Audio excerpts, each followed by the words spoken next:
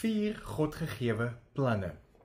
Dink aan 'n rugbyspeler op die veld. Hy bring sy eie styl, sy eie vaardighede, sy eie flair. En deesdae is ons vroulike rugbyspelers ook wat dieselfde doen.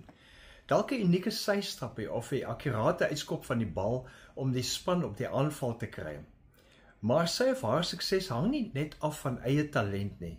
Hulle is deel van 'n span onder leiding van 'n afrigter wat die spel vanuit 'n hoër perspektief sien. Die afrigter sit in die paviljoen en het 'n baie beter perspektief op die hele spel en die veld. Die afrigter gee opdragte, gee die strategie aan en help die span om as geheel te floreer. Net so is elkeen van ons uniek.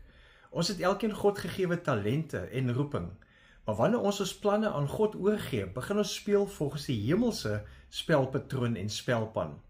God sien die geheel, die einddoel, die struikelblokke, die blokkasies, die geleenthede wat daar is, wat ons nie raak sien nie. So wanneer ons osself aan God oorgee, word ons klein oorwinnings deel van God se groter oorwinning. Ons doen van gehoorsaamheid en liefde, ons woord van bemoediging en troos, ons besluit om te vertrou en te hoop, word alles deel van die hemelse spel. En dis waar die Spreuke-skrywer ons herinner in Spreuke 16 vers 3. Laat wat jy doen aan die Here oor, dan sal jou voornemens geluk.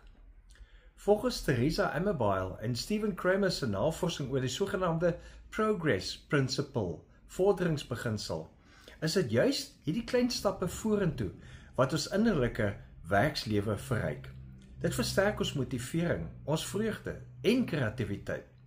Hulle wys dat selfs die eenvoudige gevoel van vordering reeds 'n positiewe siklus skep wat ons help om betekenis te vind in ons daaglikse lewe. So gee vandag jou talente, jou planne, dit alles vir God en vra dat God dit sal deel maak van sy groter raadsplan en vir jou sal duidelikheid en wysheid gee watter rol jy daarin speel. En vra God om jou te gebruik soos God dit wil. Leef geïnspireerd.